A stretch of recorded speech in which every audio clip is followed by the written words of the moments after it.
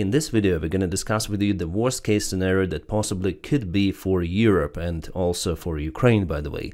A joint attack of Russian and Ukrainian armed forces on Europe. And don't be surprised, guys, this potentially could be. There is the variant for those events to happen. And it seems like Europe already understood that Putin aims for this particular variant. If this joint Ukrainian-Russian attack seems unreal for you right now, well guys, bear with me till the end of this video and you'll think differently. Hello my friends and welcome, my name is Dennis and this is the latest update from Ukraine. Let's go. Well, actually guys, I wanted to record this kind of video a long time ago, and today I was watching the similar video from Maxim Katz. He is the Russian oppositioner. So here is his war in Europe. It's in Russian, but there are some of the English subtitles, and by the way, I'll put the link for this video in the video description just below for my channel. Yeah, you may dislike Maxim Katz or like him, I don't really care, but this particular video is valid and I 100% agree with that. Plus I personally shared the same thoughts on my videos before. So my friends, the current situation on the front lines is mostly standstill, as you see. Ukraine is losing control over Kursk Oblast, but somehow gaining the ground in areas of Toretsk and Pokrovsk. And by the way, today Russia started their attack in Zaporizhia direction, gathering more reinforcements. But really those small attacks, they do not change the picture in general in this war. So neither of the side could be successful on the front lines in the coming months. Unless, for example, Russia announces a massive mobilization or the military support of Ukraine would be blocked again by United States of America. But at the same time, we understand that the nature of the war has changed. Apparently, for the last 3 years, we are witnessing a new military revolution from the technical aspect. I'm telling about the massive drone usage. It really changed everything on the front line. Those small, damn cheap toys are now the decisive power. And it really doesn't matter what kind of other tools you have in your army. All of that, if it appears on the front line, is just the target for FPV and other drones. Here's for example a photo from the drone cam. Here you can see the Abrams tank, which was used by Ukrainian army without the drone protection, but even with the drone protection, there is no guarantee that your tanks survive the drone strikes, because there is not just a single drone usually used against this very juicy target. From the combat videos I usually watch, there are at least 6 or 7 drones for each target on the ground. So yeah, it doesn't matter whether you have Abrams or you have T-62 tank, the destiny of the vehicle is mostly the same. Well, the only thing that Abrams may protect its crew more, not just Abrams but Leopard 2 and Challenger 2 tanks. Simply you do not have shells around the crew like in Soviet-made vehicles. But in general, the Western tanks are easily disabled by FPV, the same way as Soviet tanks. I remember how we were all waiting for those kind of the news that Ukraine finally gets Leopard 2 tanks, the news from January 2023. I believe that everyone thought that it's some sort of the breakthrough, and by the way, United Kingdom delivered to Ukraine first heavy tanks, Challenger 2. But I think maximum 15 tanks were delivered to Ukraine. Well, Germany together with other countries supplied many of the Leopard 2 tanks to Ukraine, and everyone expected that Ukraine will use those in the counter-offensive of 2023, and Ukraine used those tanks together with Bradley armored vehicles and many more. And I guess you might remember those kind of the images from Ukrainian counter-offensive the same year. Ukraine used Leopard tanks and Bradleys. All of the vehicles were stopped. It was a straightforward Second World War style Iron Fist attack, using many of the vehicles at the same time with some of the demining equipment. However, as you see, this tactics is absolutely useless in a modern day war scenario, where your enemy with the help of the surveillance drones knows your exact moves, your exact positions. It's impossible to attack without being uncovered at first. Then enemy uses the other drones to stop your assault without being encountered into the real battle with infantry forces or own vehicles. And both of the sides, Russia and Ukraine, they learn on their own mistakes. Yeah, sometimes Russia is using those convoy attacks still, but they count just few of the vehicles compared to what they used at the very beginning of the war. So despite how stupid Russian generals are, how drunk they are, they all learn on their own mistakes. It is happening even against their will. They should learn on their mistakes based on their experience. The Russian army of 2022 is already gone. Now they have more professional army, as well as a Ukrainian one. It is absolutely normal and natural for armies to evolve as the technical progress continues. Before there were cavalry attacks using swords and so on. And warriors mastered that style of attack for hundreds of years actually. And that's how South America was conquered by Portuguese and Spanish conquistadors, because they have some of the horses. But for locals, the army on horses was too technological, a completely different scale of the war power, which they never ever faced before. So that's how conquistadors were actually successful in conquering South America, despite local tribes outnumbered them significantly. So if you have a technological advantage which you use in your military, you'll be victorious. By the way, the last time horses were used massively during the Second World War. And yes, there were some of the horses and even donkeys spotted on Ukrainian front lines, mostly used by Russians, but those are just few of the cases which happen occasionally. Horse is no-go any longer for the modern-day military use, despite of being a really sophisticated tool of each army, each big army, for centuries ago. Thousands of wars in Europe, conquering America, Civil War, First World War, Second World War. But now it's something exotic, so we speak then Russia uses horses on the front lines. It's something outstanding. And this is the new horse of today's war. It's still there, but it's so vulnerable. And in general, it doesn't matter what you put, some of the meshes here, some of the extra armor.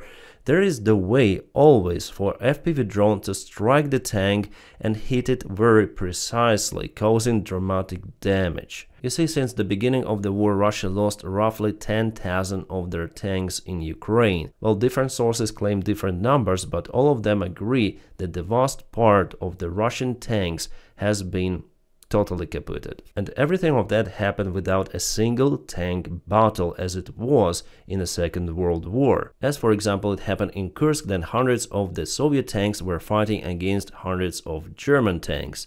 And now this picture is absolutely not possible. Remember how Russia attacked Ukraine from the very beginning.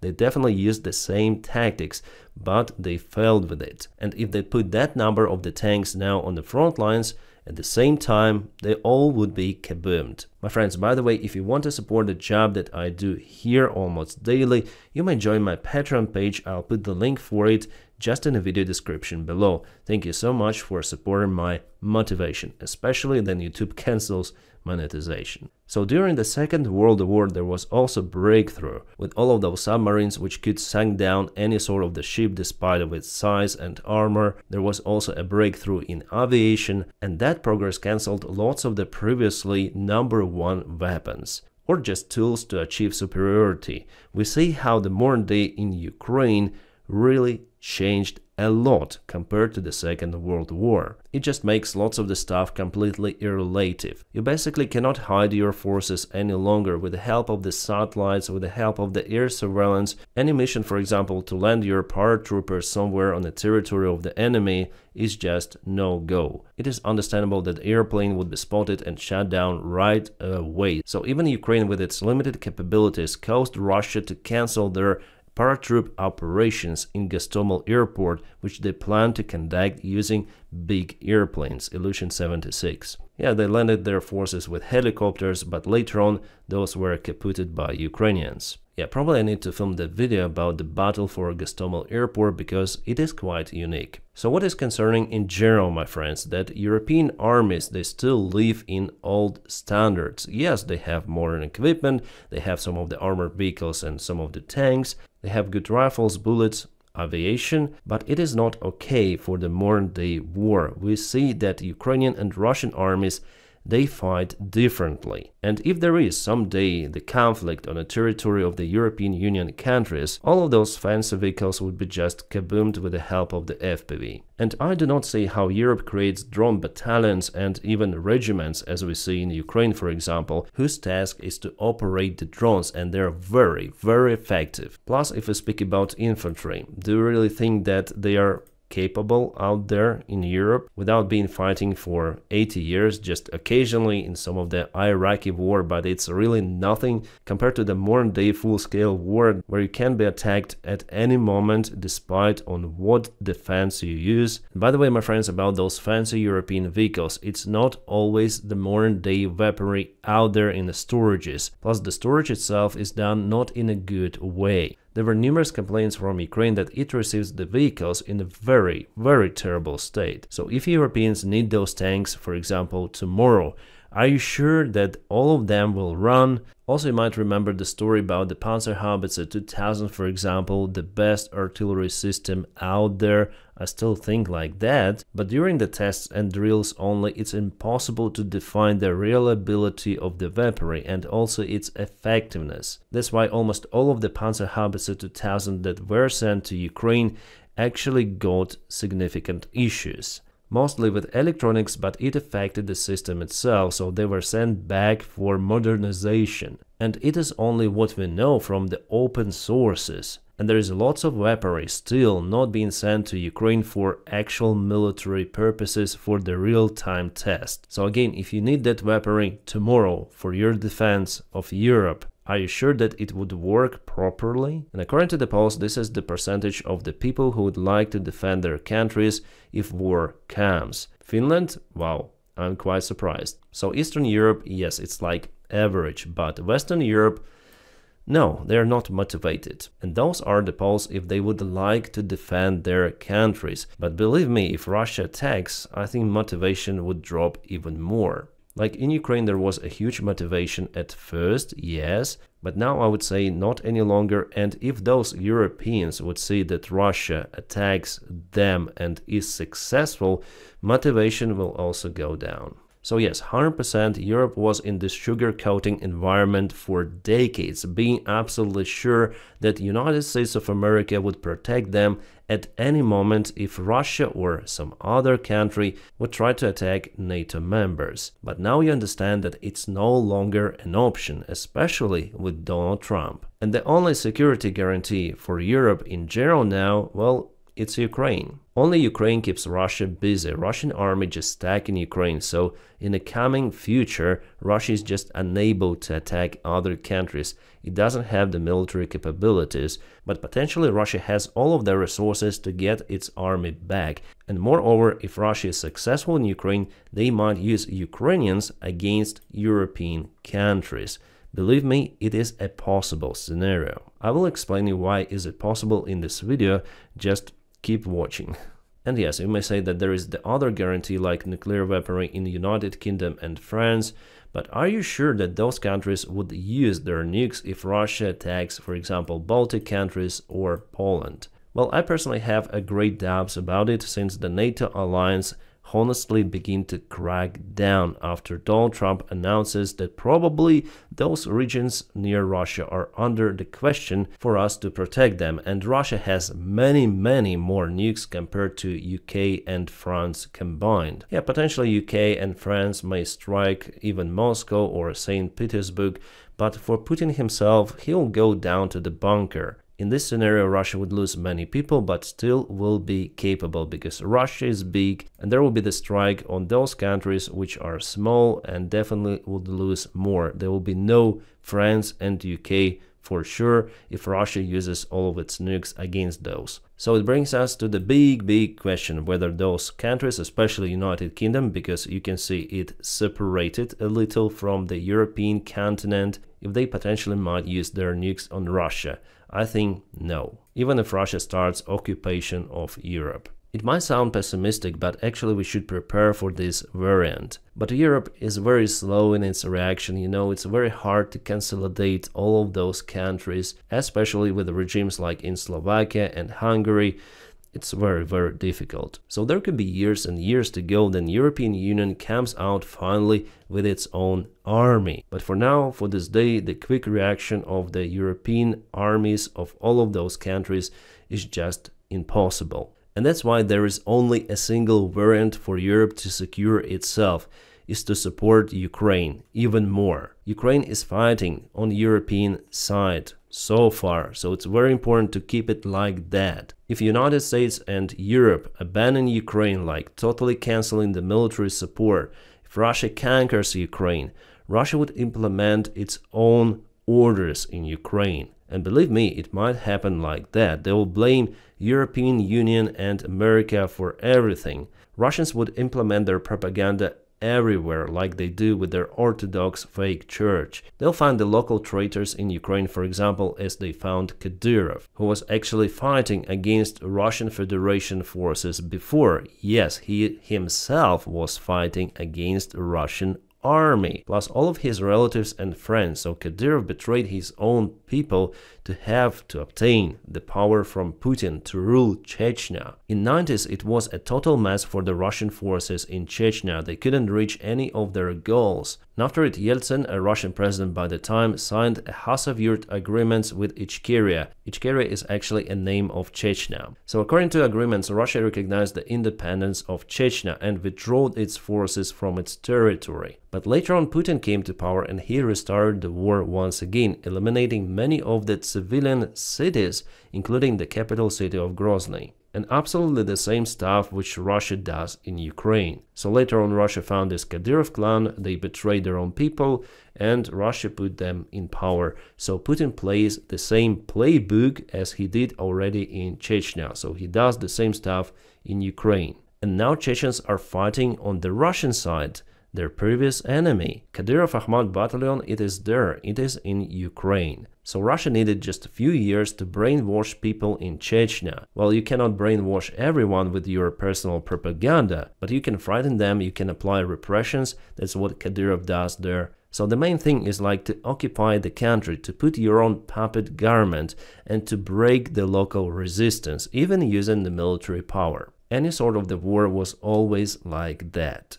You conquer the new territories and you use the local resources, including human resources. And if you think that it's not possible to convert Ukrainians to fight on the Russian side, no guys, you're wrong. It is always possible and it will be like that if Russia conquers Ukraine fully. And as I've told you, we have a historical example with Chechens. Chechens who have absolutely different language than Russians, who are Muslims, who have different traditions and they look different. But average Russian and Ukrainian, they have many things in common. It is not possible to define whether it's Ukrainian or Russian, because many people in Ukraine, they still do speak Russian, including myself, by the way, because it's my mother language. So you need to say that you are Ukrainian or wave Ukrainian flag whatsoever, so you will not define who is who. So it would be much easier to convert Ukrainians to fight on the Russian side, to be Russians, as Putin say. Well, Russia does absolutely similar stuff towards Belarus. And you might remember the stories of the military support of Ukraine from our allies. Every time there were lots and lots of the obstacles from bureaucrats. For example, Olaf Scholz said no to the supplyment of the Taurus cruise missiles, plus it was a problem to receive Storm Shadow and ATACMS, and then Ukraine got those missiles. There was no permission granted to use those missiles, so it's crazy. The similar stuff was about airplanes, about tanks, any sort of the weaponry, let's say. Every time Zelensky had to go there and speak directly to leaders that we need weaponry, give us weaponry. What are you doing? We need that stuff to stop the Russian aggression because it may touch you indeed.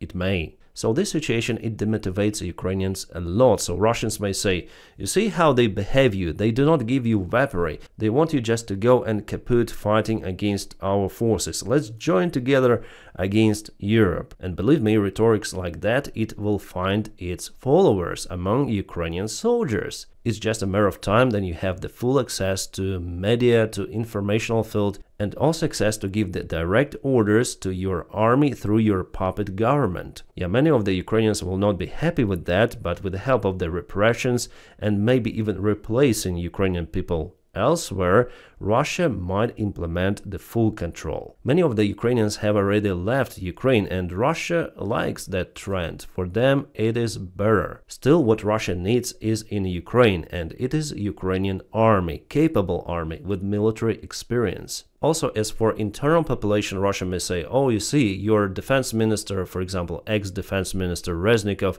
was a corrupt piece of shit, which he really was, and they might boost the other corruption scandals. They are doing it even right now. Yes, there is some truth in that, but Russia over-exaggerates that information to make it pure propaganda. So every country has its own corruption problems, but it could be used in the war, especially informational war against the country itself. And that is why, guys, I'm also here with you on this channel fighting against Russian disinformation. And guys, you might think that it's very hard to brainwash people in general. Well, look at this picture and think again. Yeah, guys, unfortunately, it's our human nature to unite in some of the groups. It was always like that. So politicians build their own cults around themselves, brainwashing everyone around. And you need to be at the very high intelligence level not to follow that trap. The authoritarian regimes may look different, but in general they use the same tools and they're the same basically. Plus, they're very professional in brainwashing people with their propaganda. But guys, I want to calm you down a little. So the scenario which I mentioned you before, well, it is possible, but it is not happening right now. Ukraine is still defending itself. It's on the bright side, and I hope that it will continue to be like that. Russia still faces a tremendous resistance from Ukrainians and also from the Ukrainian government. That is why they do not like Zelensky. And that's why also Putin calls to replace Zelensky. Probably Russian delegation even mentioned that during the meeting in Saudi Arabia. They've told the American part that they want Zelensky out, and that's why we heard the rhetoric sometimes from Donald Trump, and by the way, he stopped saying like that Zelensky has a low rating, and Trump's team, together with his son and Elon Musk, they say that Zelensky should leave his position. Well, it is not for America to decide. After all, it's the signal that Zelensky is doing something right, that everyone wants to replace him from those regimes, from Trump's regime and the Putin's regime as well. So in the coming months, there is no sign that Ukraine might collapse. However, still there is a threat for Europe in general. And you know, guys, if America even deploys their forces to protect Europe, it is not enough. It would not be enough against 1.5 million very capable army with military experience, which is using up-to-date drone technologies. Yes, you may say that America took part in some of the conflicts recently in Iraq, Afghanistan, and some other places, but it's not even comparable to what potentially could be in Europe and what is actually happening in Ukraine. Then your forces, they do not have any sort of the technological advantage over the enemy, because in Iraq, Afghanistan, American army had a significant advantage in any sort of the perspective. Aviation, surveillance, drones, supplies, everything of that was much better for Americans. But now, in this possible conflict in Europe, a potential joint Russian-Ukrainian army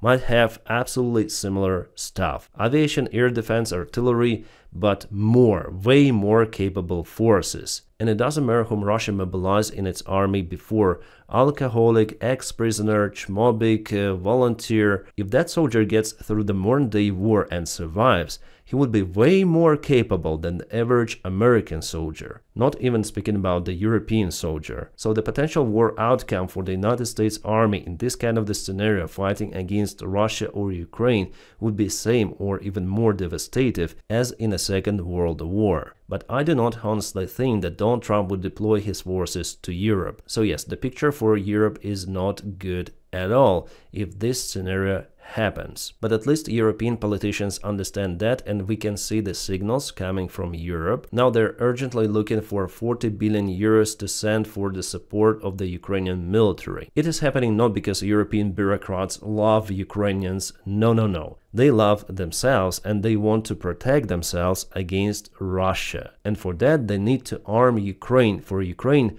not to join the Russian side in a coming perspective. That's the reality we live in, which makes Ukraine crucial for the European defense. It actually wasn't like that at the very beginning of the war, but now there are two capable armies and many of the small incapable armies in Europe. And that risk alone forces Europe to think in the proper direction. And believe me, if they see that this worst-case scenario is coming, they'll invest not billions but trillions into support of Ukrainian army. For now, the risks are quite low, but still they're there. And if they come to reality, Europe is no more. And that's what Putin wants. And that is why he started this war in Ukraine. Actually, he wants to restore his Soviet Empire or Russian Empire and take as much ground as he allowed to take. And just for you guys to understand that this threat is not out there somewhere, it is real. One of the Bavarian health minister, I guess, wants to prepare health system for war. According to Bavaria's Minister of Health, clinics and hospitals should be prepared for war.